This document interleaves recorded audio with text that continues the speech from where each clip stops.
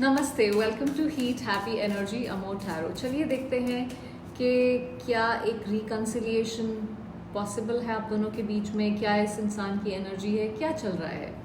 सो cards हैं 10 of wands, wheel of Fortune, princess of wands, 8 of cups और power. Okay, देखिए overall energy है 4 of cups की। ये इंसान खुश तो नहीं है आपके बिना, ये कहीं ना कहीं डिसअपॉइंटमेंट है इनको, शायद जिस तरह से इन्होंने बिहेव किया या जो भी इनकी लाइफ में चल रहा है आपको लेके।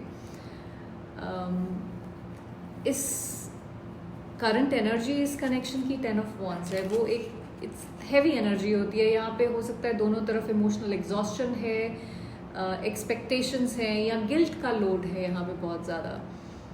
कोई एक या दोनों लोग मतलब सारा शायद वेट कैरी कर रहे हैं, पर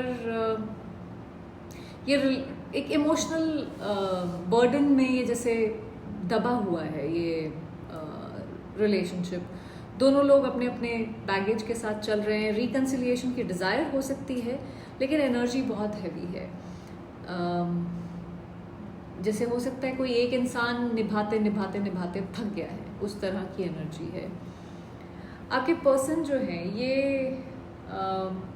इनका दिल जो है ना फ्लिप फ्लॉप कर रहा है, कभी आपकी तरफ कभी डाउट। कोई चेंज आने वाला है, बिकॉज व्हील ऑफ फॉर्चून जो है ना ये चेंजेस लेके आता है। हो सकता है कोई अंदर रियलाइजेशन का प्रोसेस चल रहा हो इस समय। एक ये डेस्टिन्ड कनेक्शन है, इनको ऐसा लगता है, इनको लगता है कि ये ऑर्डिनरी नहीं है। आप अगर आप इनको देखें, ये दोनों लोग एक साथ इस तोते के ऊपर बैठ के जा रहे हैं। सो जैसे इनको लगता है कि आप दोनों का जो पर्पस है वो एक साथ आगे बढ़ने का है। आप दोनों एक दूसरे को कहीं ना कहीं कंप्लीट करते हैं, पर इनका दिल एक साइकिल से गुजर रहा है। कभी लगता है कि आपको ये इस कनेक्शन को ख़त्म कर दें, फिर इमोशंस वापस खींच के ले आते हैं। रिकन्सिलिएशन का जो फील है वो लग रहा है कि टर्न होने वाला है, पर अभी प्रोसेस चल रहा है। जैसे पेज ऑफ वॉन्ड्स, देखिए क्यूरियोसिटी है उनको बहुत ज़्यादा आपके बारे में। मैसेजिंग के बारे में सोच रहे हैं कि कुछ बातचीत की जाए, कुछ शुरुआत की जाए, लेकिन ये इमैच्योर एनर्जी है। इसके पास क्लियर प्लान नहीं होता। पैशन है, इम्पल्स है, पर डायरेक्शन नहीं है। इनके दिल में स्पार्क तो है, लेकिन क्लैरिटी नहीं है। बात करना चाहते हैं, लेकिन अनश्योर है कि अप्रोच कैसे किया जाए। ये इंसान हो सकता है थोड़ा सा अवॉइडेंट अटैचमेंट स्टाइल भी हो, क्योंकि जैसे ही कुछ रिस्पॉन्सिबिलिटी लेने की बात आती है तो ये भाग जाते हो। तो अभी पर इनके दिमाग में चल रहा है कि मैसेज करूं, नहीं करूं, क्या करूं, उस टाइप की एनर्जी है। 8 ऑफ कप्स, देखिए किसी एक ने या आप दोनों ने ही इमोशनली अपने आप को विड्रॉ कर लिया है। इमोशनल डिसअपॉइंटमेंट अभी तक हील नहीं हुआ है, जो भी था वहाँ पे।